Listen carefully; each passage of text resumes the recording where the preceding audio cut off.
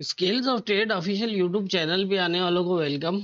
आज हम weekly analyse करने जा रहे हैं जिसमें हम गोल्ड को एनालाइज करेंगे जो 26 मई से 30 मई तक होगा। और मैं इस एनालाइज में आपको बताऊंगा कि प्रॉपर जो है वो नेक्स्ट गोल्ड में क्या हो सकता है नेक्स्ट वीक के लिए। पहले हम अपनी पिछली एनालाइज देख लेते हैं। पिछले वीक हमने जब एनालाइज किया तो 3202 के आसपास था और यहाँ पर मैंने दो ही पोजीशन बताई थी कि अगर सेलिंग पोजीशन चाहिए तो ये एरिया ब्रेक क्लोज हो और फिर यहाँ से जो है आप एक सेल ट्रेंड जो है वो चलेगा और उसमें आप सेल ट्रेड कर सकते हैं। अगर बाइंग है तो बाइंग के लिए ये ऊपर का एरिया था। अगर इस एरिया को ब्रेक कर जाए ऊपर की तरफ तो समझ लीजिएगा कि यहाँ से फर्स्ट टारगेट जो है वो 3284 वाला ये रेजिस्टेंस था और सेकंड जो है मैंने बताया था कि ये लास्ट रेजिस्टेंस हो सकता है 3370 के पास। और आप देख सकते हैं जिस तरह की मूवमेंट हुई ओपन होते ही इसने क्लोज दिया इस जोन के अंदर और यहीं से फिर जो है वो ये डायरेक्टली जो रेजिस्टेंस था इसको ब्रेक क्लोज किया। इट मींस के सेकंड रेजिस्टेंस देखने के बहुत ज़्यादा चांसेस हैं। तो ये इसी तरह से अप ट्रेंड और डाउन ट्रेंड की जो है वो मूव हम बताते हैं वीकली एनालाइज में। और वीकली एनालाइज के अंदर तकरीबन जो है वो जाहिर है 5 कैंडल ही होते हैं 5 डे के। तो हम डे के बेस पे डे क्लोज बेस पे होती है हमारी डेली की एनालाइज जो है वो H4 M15 के सेटअप के बेस पे होती है। तो ये थी हमारी पिछले वीक की एनालाइज और मार्केट की मूवमेंट। अब देख लेते हैं नेक्स्ट वीक गोल्ड में कौन कौन से इंपॉर्टेंट एरियाज होंगे।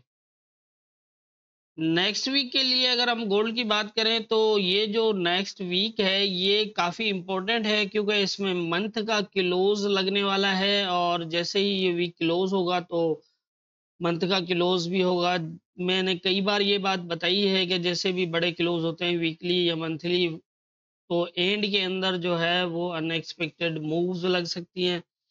तो इस चीज़ का आप हमेशा ख्याल रखें कि जब भी क्लोजिंग का टाइम हो जैसे मंथ का जो क्लोज अगर हो रहा है तो लास्ट डे का है लास्ट वीक है।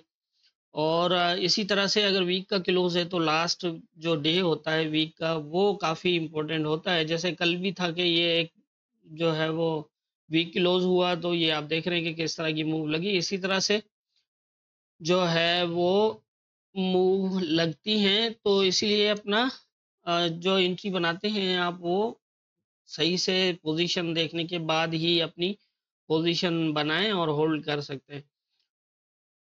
अभी करंट पोजीशन की अगर हम बात करें तो गोल्ड एक ऐसी पोजीशन के अंदर खड़ा है जहां से या तो एक बड़ी जो है वो यहाँ से जो है वो बुलिश का एक बड़ा मूव लग सकता है या फिर जो है वो बेरिश का भी बड़ा मूव लग सकता है। अब देखना ये है कि क्या होता है। ये ही एक इम्पोर्टेंट एरियाज के अंदर मार्केट है। इस एरिया को अभी तक जो है वो बिल्कुल करीब टेस्ट किया है ब्रेक तो नहीं हुआ और ये बहुत इम्पोर्टेंट पोजीशन है इस टाइम। मैं आपको डिटेल बता देता हूँ यहाँ पर कि किस तरह जो है वो आपने इस एरिया को देखना है। मंडे के दिन ही तकरीबन क्लियर हो जाएगा। वीक के स्टार्ट में ही पहले दिन ही क्लियर हो जाएगा। अगर तो पहले दिन ये लेवल ब्रेक क्लोज हो गया ऊपर डे का क्लोज लगा तो फिर यहाँ से ये बाय जो है वो स्टार्ट हो जाएगा। ये फर्स्ट टारगेट होगा और अगर यहाँ से रिजेक्ट हुआ तो दोबारा नीचे आ सकता है ये भी देख लेना। और अगर इसको फास्ट ब्रेक कर देता है तो फिर सेकंड लेवल तक इस तरह से पोजीशन होगी।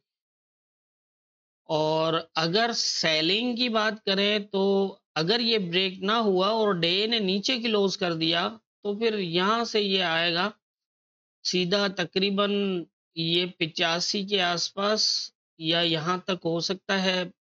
तकरीबन कह सकते हैं 85 के आसपास तक और यहाँ से 20 का एरिया टेस्ट करेगा। और तकरीबन ये 20 का एरिया और 20 के बाद जो है वो ये पोजीशन बनेगी। लेकिन ये हो सकता है कि छोटे टाइम फ्रेम में बड़े बने, और ये बड़े टाइम फ्रेम में शायद सीधा आ सकता है इस तरह। और अगर ये भी ब्रेक होता है तो फिर यहाँ तक। अब अगर इससे भी नीचे निकल जाता है, ये एरिया ब्रेक कर देता है, तो ब्रेक करने के बाद अगर डे का क्लोज नीचे लगता है तो ये दोबारा टेस्ट करेगा 3200 तक के एरिया को, और यहाँ से फिर जो है वो नीचे की मूव होगी इस तरह। सिंपल है यहाँ पर। अगर यहाँ से सेलिंग हुई, अगर ये एरिया ब्रेक नहीं हुआ तो एक अच्छी खासी सेलिंग लगेगी, और अगर ये ब्रेक हो गया तो फिर ऊपर की तरफ इस तरह ये प्रीवियस हाई तक भी जा सकता है, यहाँ तक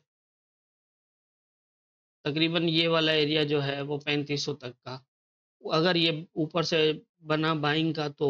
लेकिन ये भी इम्पोर्टेंट है, अगर ये ब्रेक होता है तो ये भी इम्पोर्टेंट है, अगर यहाँ से रिजेक्ट हुआ तो भी ये नीचे आ सकता है इस एरिया से। अगर ये एरिया ब्रेक ना हुआ तो भी एक जो है वो नीचे आ सकता है। लेकिन अगर ये ब्रेक क्लोज हो गया तो दोबारा इसी एरिया को टेस्ट कर सकता है, लेकिन ना भी करे, ये छोटे टाइम फ्रेम में ही टेस्ट करे और डे का क्लोज आके यहीं कहीं लग जाए, तो समझ लीजिएगा कि गोल्ड के अंदर बड़ी सेलिंग आएगी और इसी तरह की पोजीशन बनेगी। ब्रेक भी अगर लगा तो इस एरिया को ब्रेक करने के बाद लगेगा। पहला ये ब्रेक है, अगर यहाँ रुक गया तो रुक सकता है, क्योंकि मंथली क्लोज की वजह से हो सकता है रुक जाए यहाँ पर क्लोज मंथ का इसी एरिया में जहाँ देना हो। लेकिन अगर ना रुका यहाँ तो फिर ये पोजीशन बनेगी इस तरह। तो मेरे ख्याल से नेक्स्ट वीक के अंदर मुझे गोल्ड के अंदर यही दो पोजीशन नजर आ रही है, यही इंपॉर्टेंट एरिया है। मंडे ही फैसला कर देगा कि ट्रेंड पूरे वीक का कौन सा चलेगा। अगर बाएं बुलिश का हुआ तो भी तकरीबन मंडे को क्लियर हो जाएगा, और अगर बेरिश का हुआ तो भी मंडे को क्लियर हो जाएगा। तो मेरी समझ के मुताबिक मुझे यही लग रहा है, बाकी होना क्या है ये तो ऊपर वाला बेहतर जानता है। दुआ में याद रखिएगा।